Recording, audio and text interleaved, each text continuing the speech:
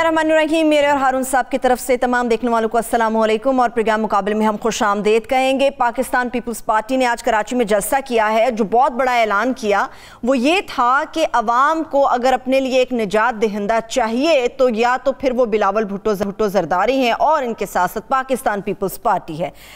Pakistan democratic movement और इसमें शामिल जमातें भी हुकूमत के खिलाफ एहतजाज और मुजाहरे करने को इसलिए तैयार हैं क्योंकि हत्वे तनकीद महंगाई को लेकर बनाया जा रहा है। आम आवाम की अक्सरियत भी इस बात के ऊपर सवाल कर रही है कि आपने ये बात की थी IMF के पास नहीं जाएंगे, फिर क्यों गए? IMF के पास जाना क्यों ज़रूरी है? महंगाई होने की वजूहात क्या हैं और इकॉनमी को किस तरह से बेहतर किया जा सकता है? इस सारे मामले के ऊपर मैं तफसील से बात करूंगी। मगर जो बहुत बड़ी खबर है वो ये कि चाइना की आला दर्जे की खलाई सलाहियत ने अमरीकी इंटेलिजेंस को भी हैरान करके रख दिया है। चाइना का हाइपरसोनिक एटमी मिसाइल का कामयाब तजुर्बा। ये मिसाइल क्या है, इसके अंदर क्या स्पेसिफिकेशंस हैं और ये किस तरह से अमेरिका के लिए ख़तरनाक है, इसके ऊपर बड़ी तफसील से हारून साहब का तज्जिया लेंगे। सियासत में लाहौर के अंदर बाई इलेक्शन का भी जिक्र होगा, मगर पाकिस्तान तहरीक इंसाफ की हालिया मोशन पॉलिसी जो स्टूडेंट्स को लेकर बनाई गई वो कितनी तबाहकुन निकली, इसके ऊपर भी हारून साहब रोशनी डालेंगे। हारून साहब, अवाम को निजात दहिंदा चाहिए, बस एक बिलावल भुट्टो जरदारी निजात दहिंदा तो चाहिए और ये बिलावल निजात दहिंदा है। ऐलान साथ उसके ऐलान का क्या होता है? साथ उसके मौलाना फजलुर रहमान खड़े हैं जिन्होंने कहा कि पहले शहरी तरक्की 6% थी, अब माइनस में है। पहले 5% थी, अब 4% है।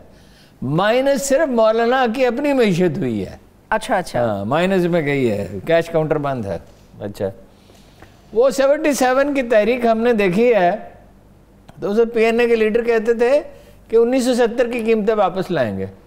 पेट्रोल कहाँ से कहाँ पहुँच चुका था, दुनिया बदल चुकी थी, पाकिस्तानी करेंसी भुट्टो साहब ने डिवैल्यू कर दी थी। वो बिलावल जो कारनामे जब सुना रहा था मुझे भुट्टो साहब का ज़माना याद आ रहा था। बदतरीन माशी एतबार से पाकिस्तान का भुट्टो का था, तो या उसका था, उससे तो खैर मुआवजा किसी जिंदा इंसान का होना नहीं चाहिए, या खां का, तो या फिर जरदारी साहब का था जब आए। बेनज़ीर के अदवार में भी तरक्की नहीं हुई।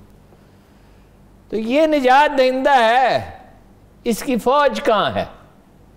इसके वोटर कहाँ हैं? दही सिंध में। मतलब दही सिंध के वोटरों की खातिर इन्होंने पूरा मुल्क कुर्बान में अपनी हमायत कुर्बान कर दी। पंजाब से इनका सफाया हुआ पिछले 30-40 बरस में।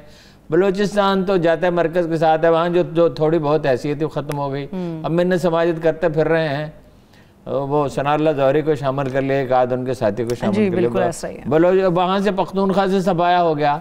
किस बरते पे ये कहते हैं कि पीपल्स पार्टी जीत सकती है? भाई कराची में हालत यह है, कूड़ा नहीं उठाएंगे, फिल्ट्रेशन प्लांट नहीं चलाएंगे, पानी नहीं देंगे पीने के लिए, वो हाइड्रेंट से ले लो, खरीदे, टैंकर खरीदे। इवन डिफेंस में रहने वाले पानी खरीदते हैं। और गरीब जो लोग हैं वो 3-3, 4-4 घर मिलकर पानी खरीदते हैं। मुल्क का सबसे बड़ा जो शहर है वहाँ लोग पानी जो है वो इस तरह इस्तेमाल करते हैं एहतियात के साथ। पाकिस्तान के किसी और शहर और गांव में इस तरह मसला नहीं है। पानी के हैं मसाइल, बात छोटे देहात में मगर कराची के बड़े स्वेयर इश्यूज हैं। जो आपका इकनॉमिक इंजन है वहाँ, और किसी कराची के शहरी को, हैदराबाद के शहरी को नौकरी नहीं मिल सकती। वो गांव का आदमी आएगा, वो जाली उसकी डोमिसाइल बनेगा, डोमिसाइल जाली बनाएगा। ये तो आपका। और खुद दही सिंध में कौन सी तरक्की हुई है? उनके वज़ीर तालीम ने कहा 1 लाख टीचर हमारे ऐसे हैं जो पढ़ लिख नहीं सकते। अब बोल तो स्कूलों में वो जाते ही नहीं। थर में बच्चे भूख से मर जाते हैं। और वो क्या चाहिए? थर को क्या चाहिए? सिर्फ पानी है। अगर ये वहाँ 2-4 लाख एकड़ में फवारे लगा देते हैं तो उससे 90% पानी बचता। अगर तो थर के देहात के लिए काफ़ी होता ना। और जितनी करप्शन सिंध में है इतनी तो मुल्क में कहीं नहीं है। तो वो इमरान खान साहब को करप्ट कह रहे होते हैं, ये करप्शन कर रहे हैं। और कहना क्या होता है, हम तो फैक्चुअल सिचुएशन देखते हैं ना।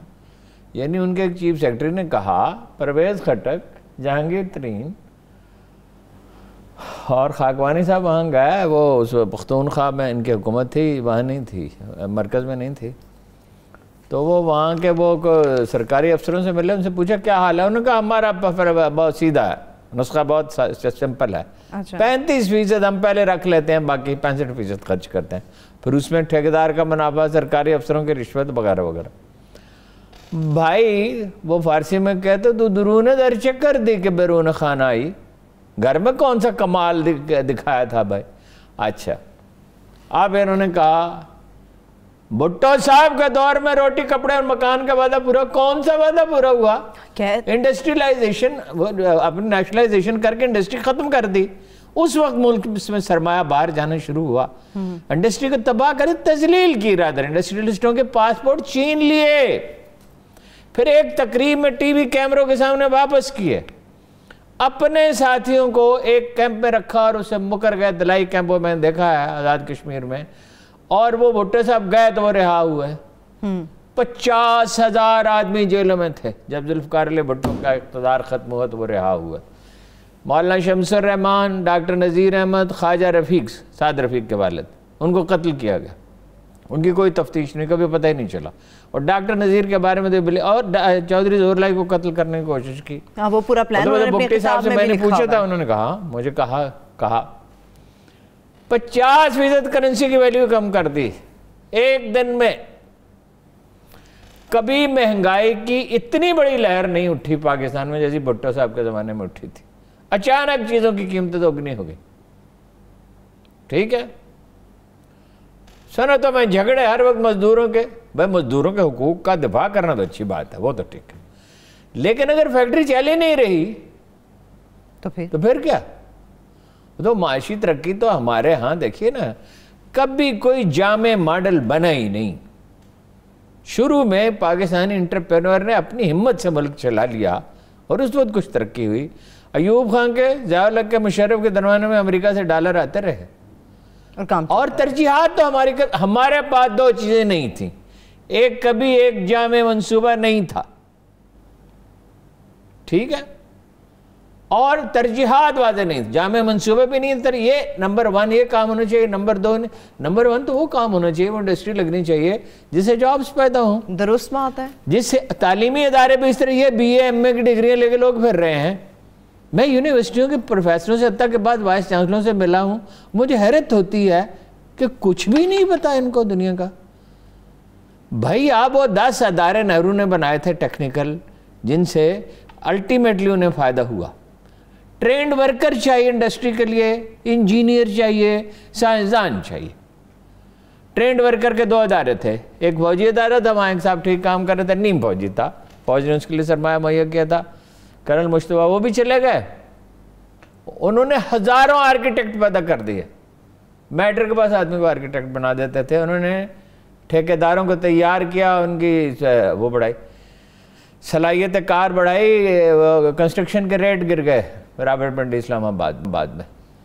اچھا, ذوالفقار چیمہ صاحب ٹریننگ دے رہے تھے, انہوں نے کہا میرے بھائی نون لیگ کے MNA ہے, مناسب نہیں ہے میرا, تو خان صاحب نے فوراً ان کا استعفیٰ قبول کر لیا. میں تو حیرت ہے, ایسے آدمی کو کوئی جاننے دیتا ہے جس آدمی کی پرفارمنس سول سروس میں اتنی اچھی رہی ہے. اچھا, اب ان کی والدہ محترمہ کے دور میں, اب وہ دنیا سے چلی گئیں, بے گناہ وہ ماری گئیں, ظاہر ہے اس کا تو ملال کے ساتھ ہمیشہ یاد رکھا جائے گا. ان کے دور میں یہ بجلی گھر لگے تھے, پھر بن نواز شریف نے اس کی پیروی کی, وہ ایسے نرخوں پہ معاہدے کیے کہ پاکستان کی معیشت کو یرغمال ہی رکھ دیا, اور ایوری باڈی نوز کہ اس سے بے پناہ پیسہ بنایا گیا. فرانس میں جو جائیداد ہے, جو برطانیہ میں جائیداد ہے, جو سرے مال ہے, وہ جو سوئٹزرلینڈ میں پیسے پڑے ہوئے تھے, وہ سب کہاں سے آئے تھے؟ کہتے ہیں ہم لوگوں کو ملازمتیں دیتے ہیں. ملازمتیں یہ دیتے ہیں کہ PA والوں کی تنخواہیں 2-3 گنا بڑھا دی تھی. ہاں جی, وہ 40 ارب روپے اس پہ ہمارے جاتے ہیں. چلیے ہارون صاحب, کیا کام کیا کیا ہے؟ تھر کے لیے جو گندم ہے وہ یہ کھا جاتے ہیں, ان کو نہیں دیتے. ٹھیک ہے ہارون صاحب, چلیے یہ سب باتیں آپ کی قابل قبول ہیں, تسلیم کی جا سکتی, واقعی ایسا ہوا, مگر یہ تو ماننا پڑے گا کہ عوام کا درد پیپلز پارٹی کے اندر ہے. ان کی والدہ واپس آئیں عوام کے لیے, وطن کے لیے. بلاول بھٹو کہتے ہیں ان کو جان کا خطرہ تھا, مشرف کا دور تھا, ان کو آفر کی. اقتدار کے لیے واپس آئیں نا, اقتدار کے لیے کیا لنگے نہیں لڑتے رہے, مرتے نہیں رہے, بیٹے باپ کے خلاف بغاوت نہیں کرتے رہے. یہ عوام کی محبت نہیں تھی. عوام کے لیے انہوں نے کیا کیا؟ دولت سمیٹی, بلاول ہاؤس کے گرد الزام ہے جس کا یہ جواب نہیں دیتے کہ 22 مکان جو ہیں وہ کون تھا؟ عزیر بلوچ، اس کے ذریعے خریدے. 30,000 ایکڑ زمین کا الزام لگایا جاتا ہے وہ خریدے. شوگر ملیں آ گئی. زرداری صاحب کے پاس روپیہ کہاں سے آ گیا تھا کہ شوگر ملیں لگ گئی اتنی بہت ساری؟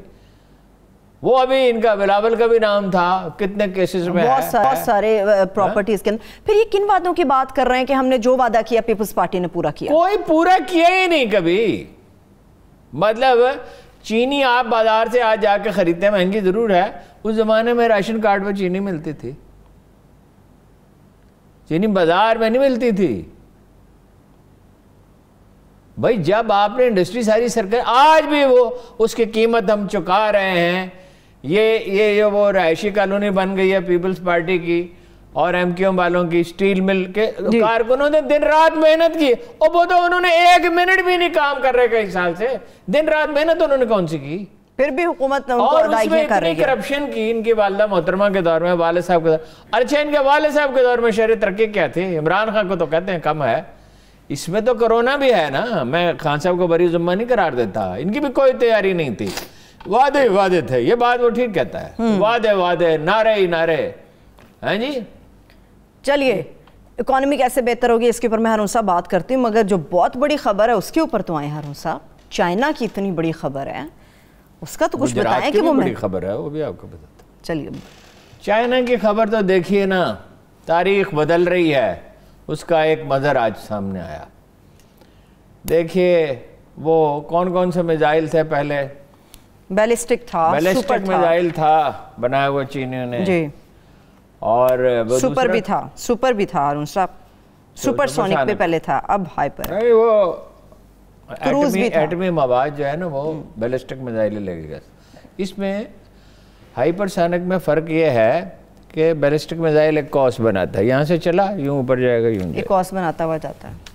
یہ جو ہے یہ اس طرح کو یہ اتنا اوپر نہیں جاتا. ہائپر سونک کی بات کر رہے ہیں. ہاں. اور آواز کی رفتار سے 5 گنا زیادہ رفتار ہے.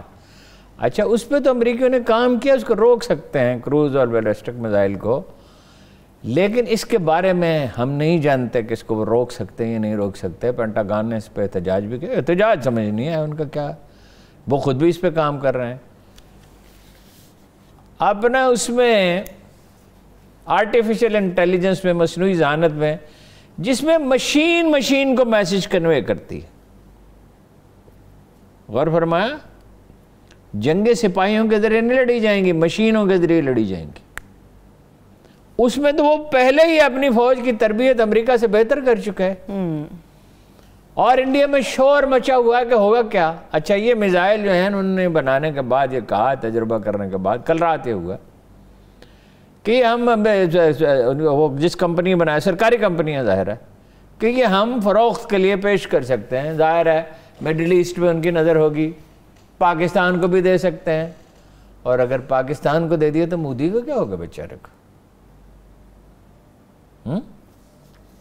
پہلے ہی دیکھے نا، انہوں نے ہمیں ڈرون دیے، ٹینک دیے، آپ دوزیں دیں، پاکستان کو مل سکتا ہے. اچھا وہ جو آرٹیفیشل انٹیلیجنس ہے اس میں پاکستانی افسروں کی وہ تربیت کر رہے ہیں. اچھا.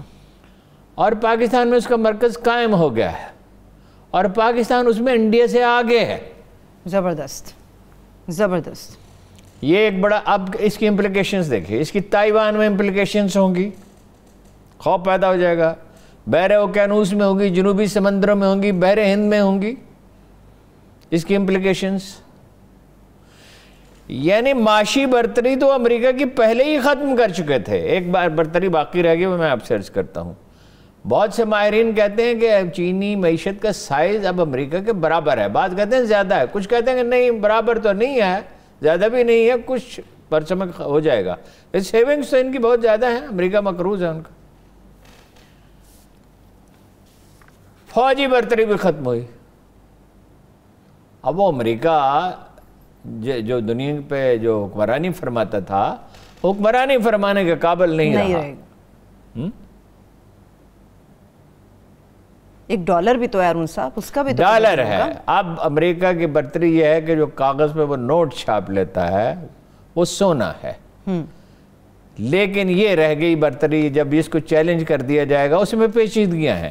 مثلا یہ یورو کے ساتھ کر سکتے ہیں، مگر یورو میں کریں گے تو چین کے اپنے آدھے ریزرو ڈالر میں ہیں، تو اس میں پیچیدگیاں ہیں۔ لیکن بہرحال جہاں اتنی بہت سی کامیابی انہوں نے حاصل کر لیں، ایک دن اس میں بھی کوئی راستہ نکل آئے گا۔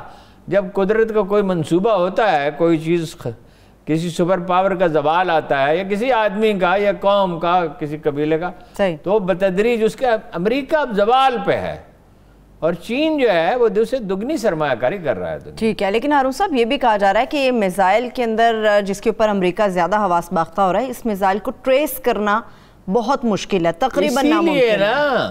وہ تو پاکستانی میزائل بھی نہیں ٹریس ہو سکتے۔ وہ تو اس وقت میں نے رپورٹ پڑھی تھی جب یہ فوجیں آمنے سامنے تھی کہ امریکیوں نے بڑی کوشش کی میں پاکستانی میزائل ٹریس کرنے کی، میں ٹریس نہیں کر سکتا۔ ٹھیک ہے، آپ برہموس کی بھی بات کر رہے تھے، انڈیا سے بلانگ کرتا ہے برہموس میزائل، جس کی برہموس وہ روس کے ساتھ مل کے بنا رہے ہیں، اور مگر چینیوں نے کہا ہے کہ یہ اس سے بہتر ہے، اس سے ایڈوانس ہے، یعنی اس کی ٹیکنالوجی اس سے بہتر ہے۔ ٹھیک ہے، تو پاکستان کو اب اس کے لیے کوشش کرنی چاہیے کہ چائنا سے بات کریں۔ وسائل کا مسئلہ ہے نا، ظاہر ہے ہر چیز دنیا میں کوئی چیز مفت تو نہیں ملتی، تو پھر امریکی دباؤ سے پاکستان نکل جائے گا ہارون صاحب، یہ ہم تسلیم کر سکتے ہیں؟ امریکی دباؤ سے ہم کافی نکل چکے ہیں، اور جتنا دباؤ باقی ہے امریکہ اس کا بندوبست کر رہا ہے۔ وہ جب آتے ہیں IMF پہ تو پھر بات کرتے ہیں۔ امریکی لابی اسی لیے تو چیخ رہی ہے، اسی لیے کہہ رہے دیکھیں عمران خان کی غلطیاں، ناکامیاں اپنی جگہ پہ، لیکن چیخ کیوں رہے ہیں؟ اس کو نکالو۔ اسی لیے کہ امریکی لابی تو یتیم ہو جائے گی بالکل۔ ٹھیک ہے، تو چلیے امریکہ کے زیر اثر، بلکہ CIA کے زیر اثر جو انگریزی اخبار ہے ایک مدت سے، وہ اس نے ایک مہم چلا رکھی ہے، اور امریکی جو کارندے ہیں یہ کمیونسٹ ہوتے تھے، بڑی حیرت ہے، ہمارے نے اپنی آنکھوں سے دیکھا پچھلے 25-30 سال میں، 40 سال میں، کمیونسٹ تھے، پھر انہوں نے کہا ہم سوشلسٹ ہیں، پھر انہوں نے کہا ہم لبرل ہیں، پتہ نہیں یہ گرگٹ کی طرح رنگ بدلتے رہتے ہیں۔ اب یہ امریکہ نواز ہے، اب کہہ رہے ہیں یہ ہم سول بالادستی، سول بالادستی، جس طرف کی ہوا 3 سال سے چیخ رہے سول بالادستی، اب کہہ رہے ہیں ہم فوج کے ساتھ ہیں۔ جس طرف کی ہوا چلی ہارون صاحب یہ اسی طرف چلی جاتے ہیں۔ اور یہ صرف اب دیکھیے، اب آپ سیاست پہ بات آ گئی تو اس کو کر لیں۔ ٹھیک ہے، اپوزیشن بھی کیا سگنل دے رہی ہے؟ اپوزیشن کہہ رہی ہے جناب اسٹیبلشمنٹ کو ہر بات قبول ہے، جو آپ کی فرمائش قبول، آئین میں ترمیم کرنا چاہیں کر لیں، جو کریں، اس سے پٹھان سے نجات دلائیں، عمران خان سے، ہاں، 4 سال بعد الیکشن کرا لیں۔ یہی اپنا جو امریکہ نواز اور بھارت نواز دانشور وہ کہہ رہے ہیں۔ میں پھر کہتا ہوں عمران خان نے جو غلطیاں کی ہیں اس کی قیمت وہ چکائے گا، ابھی 133 میں بہت مشکل پیش آئے گی۔ یہ لاہور کے بائی الیکشن کے، جی، جہاں بھی الیکشن ہو گئے، مہنگائی بہت بڑھ گئی ہے، اگرچہ اس کے عوامل پہ ہم کافی بات کر چکے ہیں، دنیا بھر میں مہنگائی بڑھی ہے، ابھی اور بڑھے گی۔ یہ وقت آتے ہیں دنیا میں، امریکہ میں بھی ایک سے زیادہ بار یہ وقت ہے، گریٹ ڈپریشن اسے کہتے ہیں۔ ٹھیک ہے، دنیا میں ملک برباد ہو جاتے ہیں، جاپان برباد ہو گیا، برطانیہ برباد ہو گیا، کوریا برباد ہو گیا، جرمنی ختم ہو گیا، پھر اٹھ کھڑے ہوتے ہیں۔ ہمارے ساتھ مسئلہ یہ ہے کہ ہم نے اپنے مسائل کا نہ کوئی جامع تجزیہ کیا، نہ ترجیحات متعین کی، اور نہ ترقی کا راستہ اپنا متعین۔ ٹھیک ہے ہارون صاحب، امریکہ سے لوگ آتے بھی ہیں، یہاں پر ملتے بھی ہیں، ملاقاتیں بھی ہوتی ہیں، اور یہی گمان ہوتا ہے کہ شاید امریکہ اور پاکستان کے درمیان جو گرم جوشی کسی نہ کسی حد تک نظر آئے، تعلق کیوں نہیں ٹھیک ہو پاتا امریکہ اور پاکستان کے درمیان؟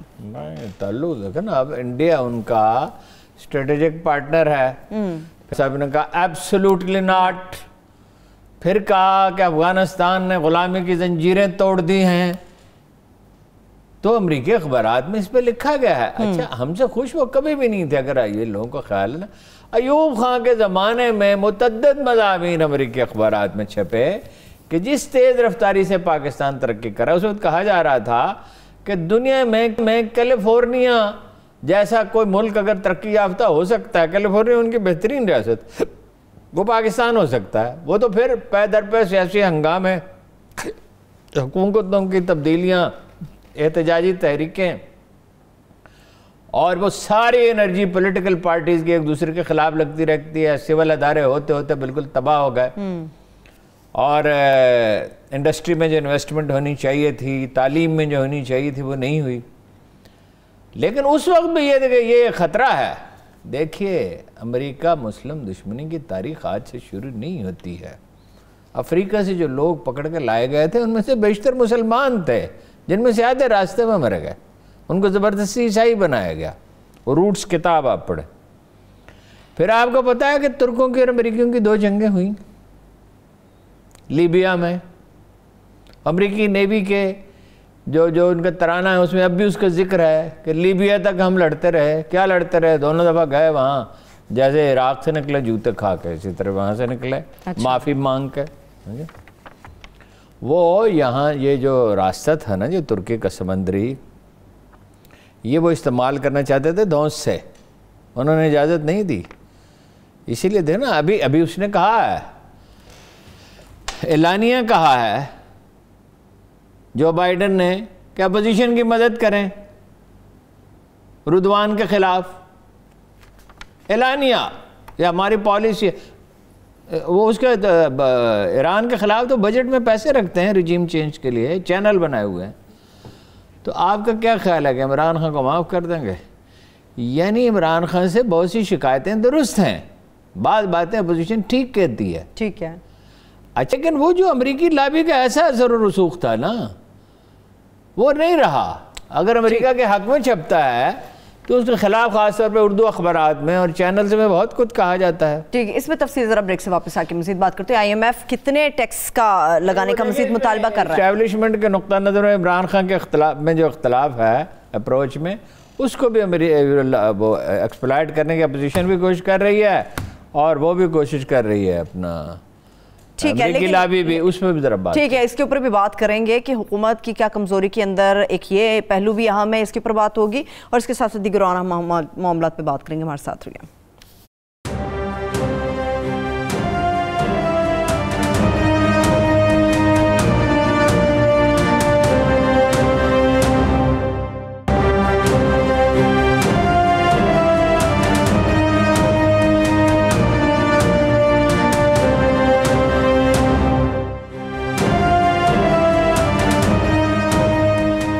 بریک کے بعد ایک بار پھر سے آپ کو خوش آمدید کہیں گے۔ ہارون صاحب، آپ نے D G I S I کے معاملے کی بات کی، میں اسے تنازع تو نہیں، یقین طور پہ کہیں گے وہ ایک اختلاف ہے، حکومت کو کمزور کرنے میں کتنا وہ اس کا عمل دخل ہے؟ اختلاف تو ہے نا، دیکھیں اختلاف تو اس میں بھی ہے، عثمان بزدار پہ بھی 2-2.5 سال سے وہ کہہ رہے ہیں کہ اتنا بڑا صوبہ یہ نہیں چلا سکتے، ان کی صلاحیت نہیں ہے۔ امریکہ کے معاملے میں بھی اسٹیبلشمنٹ میں نقطہ نظر تھوڑا سا مختلف ہے، اس میں بیشتر لوگ یہ سمجھتے ہیں امریکہ کو انگیج رکھنا چاہیے، اتنے سخت بیانات دینے کی ضرورت نہیں ہے، جو آپ نے اچیو کر لیا جی، لیکن اس طرح کے بیانات دینا کہ زنجیریں توڑ دی ہیں اور یہ ہے اور وہ ہے فلاں ہے، ہاں جی، اور ایبسولوٹلی ناٹ، مطلب اس کو نرم الفاظ میں کہا جا سکتا تھا، سیاست میں یہ احتیاطیں ملحوظ رکھنی پڑتی ہیں۔ اس میں بھی میرا خیال ہے، اس میں جتنے لوگوں سے پوچھتا ہوں اکثریت یہ کہتی ہے کہ یہ مسئلہ حل ہو جائے گا۔ اب بعض لوگ ایک عجیب بات کہتے ہیں، میری سمجھ سے وہ بالتر ہے، کہتے ہیں تاریخوں کا مسئلہ ہے کہ یہ تاریخیں جو ہیں بعض لوگوں نے مشورہ دیا ہے خان صاحب کو یہ کہ تاریخیں مناسب نہیں ہیں، کچھ عرصے انتظار کر لیں۔ اچھا ٹھیک، تو یہی کہا جا سکتا ہے بھئی غیر سیاسی عناصر سے مشورہ نہ کریں، سیاسی عناصر جو پالیٹکس کے مکینکس کو سمجھتے ہیں۔ اب اس کے 2 پہلو ہیں، ایک پہلو تو یہ میں نے آپ سے عرض کیا تھا کہ آئینی اختیار تو وزیر اعظم کا ہے۔ یہ بات ویسے میری سمجھ میں نہیں آتی کہ چیف آف آرمی اسٹاف نے ان سے مشورہ نہ کیا اور ایسے ہی اعلان کر دیا، یہ تو اس طرح کی کوئی غیر ذمہ دارانہ حرکت کی تو وجہ سمجھ میں نہیں آتی، اس طرح کی غیر ذمہ دارانہ حرکت تو نہیں کر سکتے وہ۔ اچھا پھر یہ ہے کہ آپ 3 سال 3.5 سال کہتے رہے ہمیں سپورٹ کیا، پھر آپ نے ان کو امبیرسمنٹ میں کیوں ڈالا؟ مطلب اس کا اعلان کرنے کی اور وزراء کو اس پہ بیان بازی کرنے کی، چودھری فواد کو یہ کہنے کی کیا ضرورت ہے کہ یہ وزیر اعظم کا اختیار ہے؟ ایوری بڈی نوز وزیر اعظم کا اختیار، تو یہ بیٹھ کے آپس میں طے کریں نا۔ اس سے اسٹیبلشمنٹ کو نقصان پہنچا ہے، اس سے عمران خان کی حکومت کو نقصان پہنچا ہے، اس سے ان کی پوزیشن کمزور، ان کی امیدیں جو ہیں وہ ہری ہو گئیں اپنا پوزیشن کی۔ اب وہ یہ کوشش کر رہے ہیں، امریکہ کو بھی یہ میسیج دے رہے ہیں، دیکھیے نا وہ امریکی کونسل جنرل نے ایک تو خاموشی سے ملاقاتیں، اعلانیہ ملاقاتیں کس لیے کی؟ یہ عمران خان کو بتانے کے لیے، وہ جب وہ آئی تھی وینڈی شرمن تو عمران خان سے ملنا چاہتی تھی نا، وہ نہیں ملے، عام طور پہ وزیر اعظم مل لیتے تھے، لیکن جو تعلقات کی نوعیت ہو گئی ہے، دیکھیے نا کر کیا رہے ہیں اچھا بعض لوگ تو یہ لکھ رہے ہیں نا حکومت گئی، حکومت ایسے گئی تاثر بھی یہی جیسے یہ ہے کہ یہ برتن اٹھا لیے گئے، ہاں جی یہ کپڑے دھوبی کو بھیج دیے ہیں، وہ کھانے کا آرڈر کر دیا ہے. اس طرح حکومت نہیں جاتی. حکومت جب جاتی ہے کوئی متبادل منصوبہ بنتا ہے. کیسے نواز شریف ایکسیپٹیبل ہو سکتے ہیں؟ پہلی بات تو یہ ہے کہ نواز شریف کی بھارت نوازی کو یہ اسٹیبلشمنٹ کیسے قبول کرے گی اور یہ عوام کیسے قبول کریں گے، یہ بتا دیں. کوئی مجھے یہ بتا دے کہ وہ آئے حکومت کرے تو میرے جیسے لوگ جو ہے کروڑوں کی تعداد میں وہ مر جائیں گے کیا؟ زندہ نہیں ہوں گے؟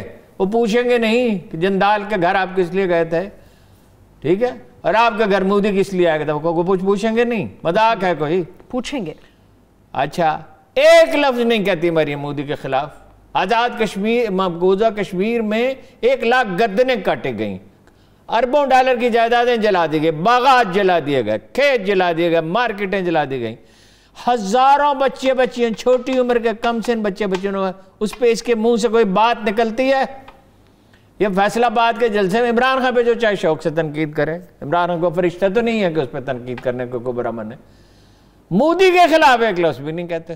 اچھا ایک تو یہ ہے، ایک یہ آ گیا بلاول صاحب ہماری حکومت بنے گی 4 صوبوں میں. وہ پنجابی کے محاورے لٹ پئی ہے، ہاں جی وہ کدھر سے بنیں گے؟ آپ کے ووٹ کہاں ہیں؟ اچھا اس کو یہ ایکسپلائٹ کریں. اختلاف تو نقطہ نظر میں ہے، لیکن اگر اس کا جائزہ لیا جائے ٹھنڈے دل سے تو میرا خیال ہے کہ وہ طے ہو جائے گا. اختلاف اس کا زیادہ امکان ٹھیک ہے.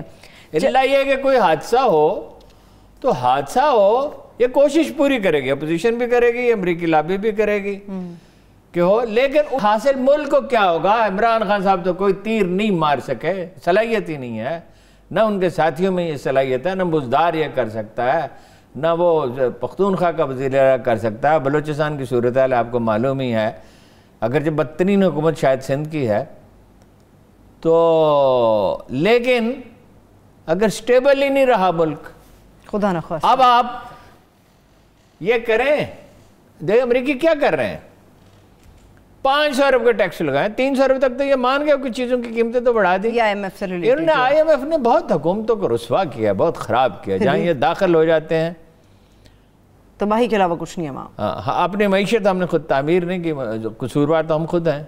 اچھا لیٹن امریکہ میں کتنے ملک انہوں نے برباد کر دیا، ارجنٹینا سمیت. اچھا اب وہ گرے لسٹ سے ہمیں نکال نہیں رہے، پریشر، ٹھیک ہے، ایکسپلائٹ کر بلیک میلنگ کر رہے ہیں نا.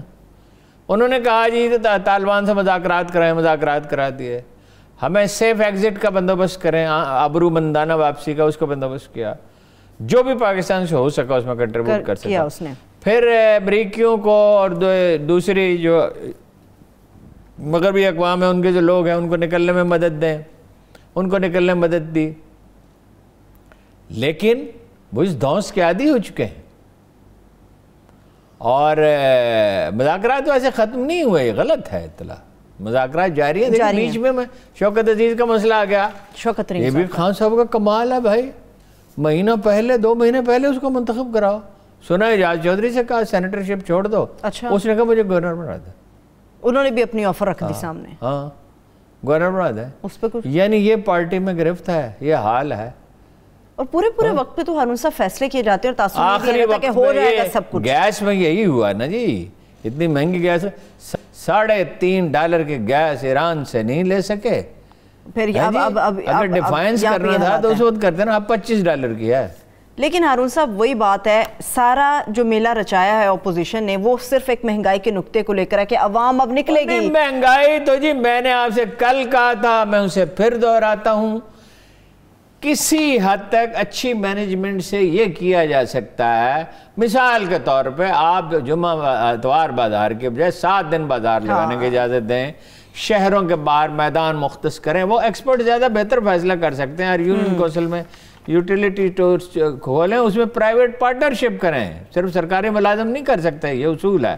یہ اللہ کے رسول نے کہا ہے، دکانداری حکومت کا کام نہیں ہے. جو اللہ کے رسول نے کہہ دیا اس کے خلاف جب آپ کرتے ہیں، مغرب نے اس کو سمجھ لیا نا، مغرب نے اس بات کو سمجھ لیا نا کہ دکانداری حکومت کا کام نہیں ہے، اور بھیانک نتائج. اور تاریخی تجربہ یہ ہے، جہاں کہیں سوشلزم ہے، تعلیم تو انہوں نے 100% کر دی، مزدوروں کے حقوق تو انہوں نے دے دیے، ان کی جابس تو انشور کر دی, رہائش کا بھی بندوبست کر دیا. انسینٹو نہیں رہا نا. چین میں کب ترقی شروع ہوئی؟ جب انسینٹو دیا. جب ڈنگ ساؤ پینگ نے کہا کہ بلی سفید ہے یا کالی, اس سے غرض نہیں ہے, دیکھنا ہے کہ چوہے پکڑتے ہو کہ نہیں پکڑتے. جو انہوں نے انویسٹمنٹ کے لیے کلائمیٹ ٹھیک کی. اچھا, بہرحال وہ امریکی بلیک میل کرنے پہ تلے ہوئے ہیں, کچھ نہیں کہا جا سکتا. اس کا نتیجہ کیا ہوگا؟ ایک صورت یہ ہے, آپ نوٹ چھاپ لیں, آپ ان کی شرائط مان لیں, آپ ان سے قرضے لے لیں, اور 2-3 سال کے بعد پھر جا کے کشکول لے کے کھڑے ہوں. $6 بلین اونلی, جس میں سے $2 بلین انہوں نے دیے, $4 بلین کے لیے مذاکرات ہو رہے ہیں. اور خدا کے بندو, یہ پرائیویٹائزیشن کرو, اس میں ہر سال $2-3 بلین جاتے ہیں. اگر یہ تم بچا لو, تمہیں بھیک مانگنے کی تو نہ پڑے. آپ سرکار اصلاحات کریں. اگر سول سروس میں بتدریج 3 سال آپ کو ملے تھے تو آج آپ اتنے محتاج نہ ہوتے. سرکاری اخراجات میں جہاں کہیں بچت ممکن ہے, وہ اتنے بڑے فگرز ہیں. افسوس کہ میرے پاس وقت نہیں ہے کہ میں اس ساری اسٹڈی کرتا. کتنے 8-9 ارب روپے صرف پنجاب میں کاروں کے پٹرول پہ خرچ ہو جاتے ہیں. بھائی یہ کمال ہے. ایک سیکٹری کے پاس 2-2 3-3 کاریں, ایک وزیر کے پاس 3-4 کاریں. پھر 36 کاروں کی منظوری کے حوالے سے بات چل رہی ہے. ہارون صاحب, آپ خزانے کی بات کر رہے ہیں, آپ نے کل ریلوے سے متعلق کچھ انکشافات کرنے تھے. کتنے ارب 40 ارب روپے پینشن میں جاتے ہیں. 40 ارب روپے. جب یہ بر وقت ان چیزوں کا فیصلہ نہیں ہوتا, پھر کرپشن ہے ریلوے میں. میں نے آپ کو بتایا, مجھے 1 سے زیادہ دفعہ ریلوے میں ٹریول کرتا ہوں پنڈی سے, جب لاہور آتا ہوں, لاہور سے پنڈی جاتا ہوں بعض اوقات, تو مجھے 1 سے زیادہ بار انہوں نے کہا آپ کو ٹکٹ خریدنے کی کیا ضرورت ہے. میں نے کہا آپ کو تو مجھ سے 2 ٹکٹ کا مطالبہ کرنا چاہیے. میں ہمیشہ کہتا ہوں 7 والی سیٹ اگر خالی ہو تو آپ کی مہربانی ہوگی, 30% انہوں خالی رکھنی ہوتی ہیں. آپ کو تو چاہیے مجھ سے کہ 2 ٹکٹوں کے پیسے دیں. آپ مجھ سے کہہ رہے ہیں, آپ کی کیا لائلٹی ہے اس ادارے کے ساتھ؟ کرپشن الگ ہے, اور ہر سرکاری دفتر میں کرپشن. انویسٹمنٹ کہاں ہو رہی ہے؟ یہ جو 5,000 ارب روپے آیا اس سال باہر سے, 5,000 ارب روپے انویسٹمنٹ نہیں آتی. $32 بلین ہے. وہ سارے اس میں خرچ بھی کیے لوگوں نے, کھانا کھایا, لباس خریدا, بچوں کی فیسیں دی, بجلی اور گیس کے بل دیے. لیکن اس میں بہت سی بچے جو ہے وہ پراپرٹی میں گئے نا. انڈسٹری تو نہیں لگتی. آپ انڈسٹری لگا کیسے سکتے ہیں؟ 20-25 محکموں کو ڈیل کریں, بڑی موٹی کھال چاہیے. رشوت دیں, آپ رشوت بھی دیں, منت بھی کریں. یہ پورا پروسیجر ہوتا ہے. ہارون صاحب, پراپرٹی میں انویسٹ کرنے کی سب سے بڑی وجہ کیا ہے کہ حکومت نے کوئی اصول نہیں طے کیے ہوئے؟ دیکھیں انڈسٹری میں تو آپ کو اجازت لینی ہے, مشینری خریدنی ہے, مینیجرز رکھنے ہیں, اس سارے کام کو سمجھنا ہے, پھر اس کی جو اگر وہ ایکسپورٹ کرنی ہے اس کا بندوبست کرنا ہے, لیبر مینجمنٹ کرنی ہے, وہاں سہولتیں فراہم کرنی ہے, بجلی کا اگر کوئی مسئلہ ہے وہ حل کرنا ہے, یونین اگر ہے اس سے ڈیل کرنا ہے, پھر وہاں کارکنوں کے 100 طرح کے مسائل ہوتے ہیں, اور بہرحال ساری دنیا میں ہوتے ہیں, حل کیے ہی جاتے ہیں. لیکن اگر 20-25 محکمے آپ کے سر پہ چڑھے ہوئے ہیں تو کون ماحولیات والا آتا ہے, وہ آپ سے یہ نہیں کہتا کہ یہ ماحولیات کے اعتبار سے یہ فیکٹری ٹھیک نہیں ہے, وہ کہتا ہے پیسے دیں. یہ ڈرائیو کا ہم روز روتے رہتے ہیں نا جی. اور یہ آج اس کا بیان پڑھ رہا تھا میں کل, اس کا ہم نے جو مسئلے 74 سال میں حل نہیں ہوئے تھے ہم نے کیے ہیں, بزدار صاحب کا. ذرا جا کے توسا میں دیکھا تو صحیح, ہزاروں ایکڑ سرکاری اراضی پہ قبضہ ہوا ہے, اور جو زرعی گریجویٹس کو زمینیں دی تھی ابھی تک الاٹ نہیں ہوئی, اور ان کے رشتہ دار جو ہیں وہ دھمکیاں دیتے پھرتے ہیں. بزدار صاحب کے بھائی دھمکیاں دیتے ہیں کیا یاد لے لو زمین. سب آپ نے بزدار صاحب تو بھی یہ کہتے ہیں ہم نے جو وعدے کیے ہم نے وہ پورے کر دیے, وہ بھی یہ دعویٰ کرتے ہیں. خبر آپ نے کوئی دعووں کا کیا, گجرات کی ایک خبر تھی وہ آپ کو بتایا, وہ یہ اس پہ اگر آپ بات کرنا چاہیں, اور IMF پہ, یہ گجرات میں کو ڈویژن بنانے کا ایک بہت قابل اعتماد ذریعہ کے ساتھ فیصلہ کر لیا گیا ہے, اور جون میں اس کا اعلان کیا جائے گا. بجٹ میں لوکیشنز ہوں گی. 20 ایک 2 رویہ سڑک بنائی جا رہی ہے ڈنگا تک, گجرات سے 20 کلومیٹر کی 2 رویہ. اس پہ بارسوخ لوگ زمینیں خرید رہے ہیں, جیسے ہمیشہ ہوتا ہے. جیسے اس رنگ روڈ کی لاہور والے کی الائنمنٹ بدلتی رہی تھی, جیسے پنڈی والے کی بدلنے کی کوشش کی گئی, اور اس کو کتنا بڑھا دیا تھا اس کو. اور جیسے ہر پروجیکٹ میں ہوتا ہے, تو وہ میرا نہیں خیال کہ گجرات کو ڈویژن بنانا چاہیے. گجرات کو ڈویژن بنانے کا کیا مطلب ہے؟ بھائی ایک انتہائی قیمتی زرعی زمین ہے، لا تعداد دفاتر بنیں گے، آبادی بڑھ جائے گی، جو سرکاری ملازم ہوں گے ان کے گھر بنیں گے، ساتھ اس کے جیل میں اسے کیوں نہیں بناتے؟ کھاریاں سے تو سطح مرتفع شروع ہو جاتی ہے نا۔ تو وہ تو زمین جو ہے وہ بہت کم کاشت کے قابل ہے، اور پھر وہ یہ گجرات تو لاہور سے گجران والے سے بہت دور نہیں ہے، لیکن جہلم تو پنڈی سے بہت دور ہے، 110 کلومیٹر ہے، اور وہاں بنائیں، وہاں پانی کا مسئلہ بھی نہیں ہے، اب نہر بھی کھد رہی ہے اور زیر زمین پانی بھی ہے، اور وہاں بنائیں۔ یہاں بارسوخ لوگ زمینیں خرید رہے ہیں اور وہ 1000 روپے کے لاکھ روپے بنائیں گے، افسوسناک ہے، مگر یہی ہے۔ وہ UNDP کی رپورٹ پھر مجھے یاد آتی ہے کہ 2600 ارب روپے پاکستان ہر سال اشرافیہ پہ خرچ کرتا ہے، 2600 ارب۔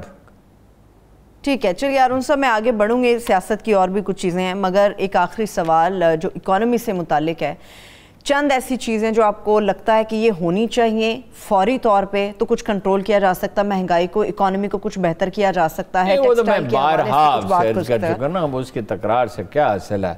دیکھیں مڈل مین کا پروفٹ کم کرنا چاہیے۔ ابھی میں نے آپ سے کہا کہ کھلے میدانوں میں کاشتکاروں کو موقع دیں، وہ اپنی سبزیاں اپنے پھل بیچے، ساری دنیا میں ہے۔ دیکھیے جب یہ رضوان وغیرہ آئے تھے، اس سے بھی پہلے، رضوان سے پہلے بھی جو میئر منتخب ہوئے جن کو اسلامسٹ کہا جاتا ہے، انہوں نے شہر میں بے تاشا یہ ریڑیاں کھڑی ہوتی تھی، ٹریفک خراب ہوتی تھی، کھوکھے تھے، انہوں نے کہا ان کے لیے جگہ الاٹ کریں۔ جگہ تو ہوتی ہے ہر شہر میں، کہیں نہ کہیں مینیج کیا جا سکتا ہے۔ اس کے لیے ایک جامع مجسٹریسی نظام کو بحال کرنا چاہیے، بحال ہونا چاہیے۔ دیکھیے نا، ایک چیزوں کی قیمتیں مقرر کرنے کے بعد پھر اس کو امپلیمنٹ ہونا چاہیے، مگر پھر میں وہیں آتا ہوں، اگر آپ کی پولیس ہی اس قابل نہیں ہے، اگر سول سروس ہی اس قابل نہیں ہے، وہ کام ہی نہیں کر رہی، عدلیہ 1.5 سال سے محترمہ ضمانت پہ رہے، ان کی ضمانت کس سلسلے میں ہوئی تھی؟ بتائیے نا ذرا، کس لیے ہوئی تھی؟ والد صاحب کی تیمارداری کے لیے۔ وہ تو چلے گئے لندن، تیمارداری پھر کیسے ہوئی؟ یہ ہے عدلیہ، کوئی بتائے؟ اور وہ 1.5 سال سے والد صاحب کی تیمارداری کے لیے ان کی ضمانت ہوئی تھی۔ وہ کہتے ہیں ایسے کہ جی فلاں کو لگایا جائے، فلاں کو لگایا جائے، یہ کر رہا ہے، وہ کر رہا ہے، فلاں کر رہا ہے، یہ کر رہا ہے۔ ہاں جی، وہ اس کے اوپر بات کر رہے ہیں، شیخ صاحب نے بھی اس کے یعنی ایک زمانے میں تو ان کے پاس ایک دھیلے کی بھی جائیداد نہیں تھی۔ میں تو اپنے والد کے گھر رہتی ہوں، پھر 90 کروڑ کی ہوگی، جو در حقیقت اس سے کہیں زیادہ ہے، اور پھر منی ٹریلنگ ہے۔ وہ ویسے ایک بات شیخ رشید ٹھیک کہتا تھا، تر دماغ آدمی تو ہے وہ، ٹھیک ہے بازاری پن ہے اس میں ایک، وہ ان کو جانے دو۔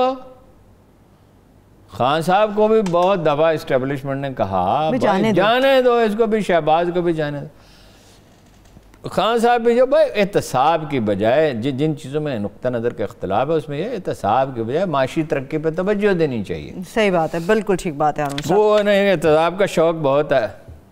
وہ ایک لطیفہ یہ ہے کہ ایک چھوٹی بچی سے پوچھا بڑی ہو کے کیا کرو گی، اس نے کہا میں ڈائٹنگ کروں گی۔ میں بریک پہ جاؤں گی، بچپن سے شوق تھا۔ میں ہارون صاحب بریک پہ جاؤں گی، ایک بریک کی طرف چلتے ہیں۔ جب بریک سے واپس آئیں گے سیاست سے متعلق بات ہوگی، لاہور کی بائی الیکشنز کے اوپر، خاص طور پہ NA 133 کے حوالے سے، مگر اس کے ساتھ ساتھ پاکستان تحریک انصاف نے ملک کے آئندہ مستقبل یعنی بچوں کے لیے جو حالیہ پروموشن پالیسی متعارف کرائی ہے، اس کے ریزلٹس کتنے تباہ کن ہیں وہ بھی آپ سے شیئر کریں گے، ہمارے ساتھ رہیے۔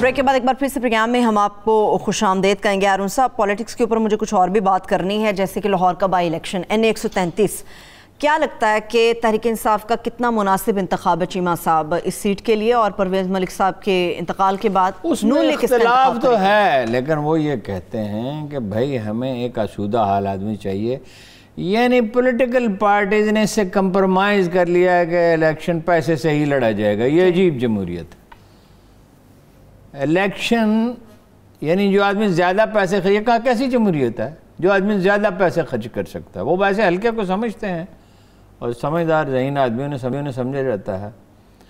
انہوں نے تو کر لیا. اب جو ہے نا نون لیگ کے لیے مسئلہ ہے امیدوار کا انتخاب. نون لیگ کے لیے اس لیے مسئلہ ہے کہ وہ ان کی بیگم شائستہ اور ان کے بیٹے پرویز وہ تو آلریڈی ایم این اے ہیں, صاحبزادے علی پرویز بھی ایم این اے ہیں. تو اب کہہ رہے ہیں کہ یا تو زعیم قادری کو بنائیں امیدوار تو کچھ مناسب اور یا جو ہے کھوکھر بردرز. تو مناسب ان میں سے کون سا ہے جی, وہ ذرا مجھے آپ بتائیں. بھائی نہیں, زعیم قادری ڈس ایگری کیا تھا, انہوں نے اختلاف کیا تھا, لیکن آپ کو یاد ہے کہ وہ کورنگ کینڈیڈیٹ رہے ہیں بیگم کلثوم نواز کے تھے شاید, یہ کافی عرصے سے غائب ہیں, اتنے پاپولر بھی نہیں ہیں ابھی. متحرک نہیں ہے ظاہر ہے, لیکن یہ کہ وہ واپس آ گئے تھے. اچھا وہ اپنا اب یہ کھوکھر بردرز بھی اور زعیم قادری بھی اگر ہوئے تو مریم کی وجہ سے ہوں گے. اچھا اب یہ والد صاحب آخری منظوری دیں گے اور اس میں پھر حمزہ شریک ہوگا کمپین میں یا نہیں ہوگا, اور شہباز صاحب ہوں گے یا نہیں ہوگا, میں کیسے نا. کھوکھر بردرز کا زعیم قادری کا یہ ہے کہ بھائی اس نے 2018 کے الیکشن میں یہ کہا, تھوڑا ایگوسٹ آدمی ہے, متحرک تو ہے, سمجھدار بھی ہے, کہ جی میں حمزہ صاحب یہ آپ کے باپ کی جاگیر نہیں ہے اور یہ میں مالشیا نہیں بن سکتا. ویسے عجیب بات ہے, آدمی پولیٹیکل پارٹی میں رہنا چاہتا ہے, نون لیگ میں یا پی ٹی آئی میں یا پیپلز پارٹی میں, اور پھر مالشیا نہیں بن سکتا. مالشیا نہیں بن سکتا تو اور دنیا میں کرنے کے بہتر کام ہے زعیم قادری صاحب. بہرحال وہ خیر واپسی ہو گئی. ٹھیک, اس میں نیچے 3 حلقے ہیں. اچھا کھوکھر بردرز کا مسئلہ یہ ہے کہ یہ مڈل کلاس کی آبادیاں ہیں. اب مجھے نہیں پتا ٹیکس سوسائٹیز میں ہے یا نہیں یہ جوہر ٹاؤن کی طرف وغیرہ, لیکن جوہر ٹاؤن تو ہے, ٹاؤن شپ تو ہے, کوٹ لکھپت والی سائڈ کوٹ لکھپت بھی ہے. اب یہ مہنگائی تو ان پہ بڑی اثر انداز ہوتی ہے. اچھا دوسرا مسئلہ یہ کھوکھر بردرز کو دیتے تو یہ پچھلے 2 سال میں ان کا جو کریکٹر ہے جائیدادوں پہ قبضہ کرنے کا, یہ بہت اجاگر ہو گیا. کوئی مقدمہ صحیح تھا یا غلط تھا وہ الگ بات ہے, بہرحال چرچا بہت زیادہ ہو گیا. جوہر ٹاؤن وغیرہ میں تو خاص طور پہ جہاں بھی کوئی پلاٹ کا کیس ہے وہ ہے, وہ اس میں اکثر میں ان کا نام لیا جاتا ہے. اچھا ان کو مہنگائی کا مسئلہ درپیش ہو گیا. دیکھیے عام آدمی ان باریکیوں میں نہیں الجھتا کہ دنیا میں پٹرول مہنگا ہو گیا ہے, دنیا میں کوکنگ آئل مہنگا ہو گیا ہے, چینی مہنگی ہو گئی ہے, گندم مہنگی, وہ تو یہ جانتا ہے اس کی زندگی مشکل ہوئی. یہ نہیں ہوتا. یہ ہم نے اس کی اسٹڈی بھی کی تھی, نون لیگ کی بھی اور پی ٹی آئی کا بھی ہم نے جائزہ لیا ہے. ان کا ووٹر ان کے خلاف نہیں ہو جاتا, ناراض ہو کے گھر بیٹھ جاتا ہے. صحیح. اب کتنا ووٹر ان کا ناراض ہو کے گھر بیٹھ جائے گا پی ٹی آئی کا, یہ ایک سوال ہے, یعنی کہ بڑی دشواری ہوگی. ٹھیک ہے. اور نون لیگ ویسے جو سیاسی منظر پیدا ہوا ہے اس سے اپوزیشن کو فائدہ پہنچا ہے. ویسے تحریک وغیرہ کوئی نہیں چلتی. آپ نے دیکھ لیا یہ جلسہ بھی, اور بھر کے ٹرک دور دراز سے لائے جاتے ہیں. فیصل آباد میں بھی بے شمار, مطلب وہ ساری کوشش کرنے کے باوجود کہ وہ ان کو میسیج دے رہے ہیں بار بار کہ الیکشن ہونے والے ہیں, امیدواروں کو قبل. مجھے یاد ہے رانا نذیر صاحب ہوتے تھے, بعد میں تو انہوں نے پی ٹی آئی کو جوائن کر لیا, تو ان سے کہا کہ 10,000 آدمی لے کے آئے نواز شریف صاحب نے. اچھا. تو انہوں نے کہا جی میں 10 لاکھ روپے دینے کے لیے تیار ہوں, 10 میں کہاں سے لے کے آؤں. لوگ اب نہیں جاتے جلسے جلوسوں میں. سوال یہ ہے عمران خان نے تو جو بڑے بڑے وعدے کیے اور جو خواب دکھائے, اور خود بھی ایک ویب آف امیجنیشن میں رہنے لگے اور اپنے ساتھیوں کو بھی اسی میں شامل کیا, خواب و خیال کی دنیا میں لے گئے. لیکن یہ کیا کریں گے مولانا فضل الرحمان آ کے, اور بلاول صاحب کیا کریں گے, اور شہباز صاحب کر کے. کرپشن سے تو یہ بات نہیں آ سکتے, سوال ہی پیدا نہیں ہوتا.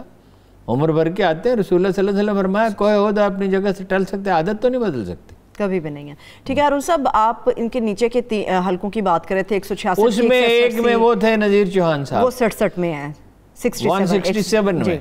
اچھا وہ پہلے تو ان کی ناراضگی تھی, پھر وہ انہوں نے اپنے اس پہ معذرت کر لی, شہزاد اکبر صاحب سے واپس آ گئے. اب وہ کتنا کنٹریبیوٹ کرتے ہیں میں نہیں کہہ سکتا, یہ کوشچن رہے گا. ٹھیک ہے, یہ تو پتہ چلے گا جس دن الیکشن ہوں گے جو ریزلٹس آئیں گے کریں گے, میرا خیال ہے کریں. ٹھیک ہے ہارون صاحب, ایک اور چیز مضحکہ خیز کہوں یا پریشان کن کہوں پاکستان کے لیے, ہمارے جو اسٹوڈنٹس کے ساتھ شفقت محمود صاحب ہمارے وفاقی وزیر تعلیم صاحب کر رہے ہیں, ہاں شفقت انہوں نے کی ہے, وہ شفقت ملک کو کتنی بھاری پڑ سکتی ہے.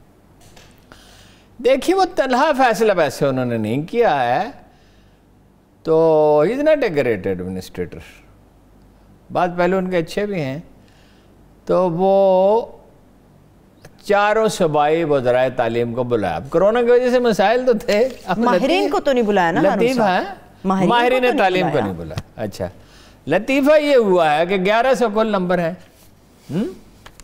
اب لاہور میں 707 ایسے آدمی جن کے 1100 نمبر. کیا بات ہے، کیا بات ہے. گجرانوالہ میں 400 ہیں، سائیوال میں 225 ہیں، فیصل آباد میں 247 ہیں، سرگودا میں 133 ہیں، میرپور میں 150 ہیں، راول پنڈی میں 123 ہیں، ملتان میں 666 ہیں، جنہوں نے 1100 میں سے 1100 نمبر لے لیے. ابھی ٹھہریے، ابھی کہاں. کچھ لوگ ایسے بھی ہیں جن کے نمبر 1110 ہیں، 11 جنہوں نے قرآن کریم حفظ کیا ہے. اب جب فارمولہ بن رہا تھا، دیکھیں یہ میں پی ٹی آئی کے لیڈروں سے ہمیشہ یہ کہتا ہوں کہ آپ دماغ سوزی نہیں کرتے. جب کوئی مسئلہ ہوتا ہے نا، اس کی باریکیوں میں جن لوگوں نے دنیا میں کمال پیدا کیا، جہاں کا اقبال کا نام لیتے ہیں، قائد اعظم کا نام لے، یا فرض کیجئے آپ شاعری کی بات کریں، اسد اللہ غالب کا نام لیتے ہیں. وہ میر نے کہا تھا، مصرع کبھو کبھو کوئی موضوع کروں ہوں میں، کس خوش سلیقگی سے جگر خوں کروں ہوں میں، خشک ڈھیروں تن شاعر کا لہو ہوتا ہے، تب نظر آتی ایک مصرع تر کی صورت. یوں نہیں ہو جاتا، دماغ سوزی کی نہیں. یہ بات ٹھیک ہے کہ کرونا کی وجہ سے مسئلہ تھا، پیپر اس کے 3-4 اس کے لیے میٹرک کے، 3 ایف ایس سی کے لیے جو ضروری مضامین تھے ویسے ان کے لیے. یہ پہلو اچھا ہے کہ کمزور مضامین کا امتحان نہیں لیا. اب کہا کہ اسی فارمولے پہ باقی کے بھی لگا دیں، لیکن اس کو اس طرح تو نہ بناتے نا کہ 1100 میں سے 1100 نمبر، 1110 بھی. اب اس پہ ایسے لطیفے سوشل میڈیا پہ چل رہے ہیں کہ تو ہمارے میٹرک کے اور مڈل کے اور ایف اے کے نمبر ملائیں تو اتنے بنتے ہیں. ہاں جی، بمشکل. اور بھی بہت سے. اچھا، پھر یہ ہے کہ دیر آر کالجز جو 90% نمبروں پہ فیس معاف کر دیتے تھے کہ بھئی اسٹوڈنٹس کے ذریعے ہمارے ادارے کی ریپوٹیشن بھی بہتر ہوگی، چلو یہ کچھ ذہین بچے پڑھ بھی جائیں گے. ان کا کیا کریں گے؟ اب اس کا کیا کریں گے بھائی؟ 1100 نمبر ہے، یہ نہیں 707 ہے. ایک گروپ آف کالجز ہے ملک میں بہت بڑا، فرض کیجئے وہ اس 707 کو کیسے داخلہ دے دے گا؟ ظاہر ہے وہ اب کیا کریں گے؟ وہ میرا خیال اپنے ٹیسٹ لیں گے اور کیا کریں. کوئی فارمولہ بناتے وقت اس کو ملحوظ رکھنا چاہیے تھا. اچھا، پھر بورڈوں میں یہ ہے، سارے بورڈوں میں یہ ہوا، کراچی میں، اپنا حیدرآباد میں، ملتان میں، گجرانوالہ میں، لاہور میں، میرپور میں، سائیوال میں، راول پنڈی میں، ہر جگہ یہ ہوا. لیکن وزرائے تعلیم کو یہ احساس ہونا چاہیے کہ قوموں کے مستقبل کا انحصار تو ہوتا ہی تعلیم پہ ہے. وزاولہ کے ایک واقعہ بیان کیا کرتے تھے کہ جاپان میں گیا، میں نے ان سے کہا آپ کی ترقی کا راز کیا ہے؟ اچھا، انہوں نے کہا ہمارے وسائل محدود تھے، ہم نے سب کچھ تعلیم کے لیے وقف کر دی اور وہاں سے ہماری ترقی کا آغاز ہوتا ہے. اب تعلیم کے معاملے کو یہ ٹھیک ہے، رعایت دینی تھی، مجبوری تھی، مگر اس کا فارمولہ ایسا بناتے کہ بھئی چلو کوئی میکسیمم نمبر لے لیتا ہے تو جو ان 3 پیپروں میں تو بہرحال ان کی لیاقت نظر آتی تھی نا کہ کتنی ہے، اس کی بنیاد پہ کوئی نمبر 1000 تک تو قابل فہم ہے. مگر 1100 میں سے 1110 بھی تو وہ ہارون صاحب سوچ سے بھی اوپر کا معاملہ ہے. چلے بہت شکریہ، تھینک یو سو مچ ہارون صاحب. اس کے کوئی حل نکالنا پڑے گا. بہت شکریہ. میں تمام دیکھنے والوں کو شکریہ. مجھے اجازت دیجیے، اپنا خیال رکھیے. اللہ حافظ.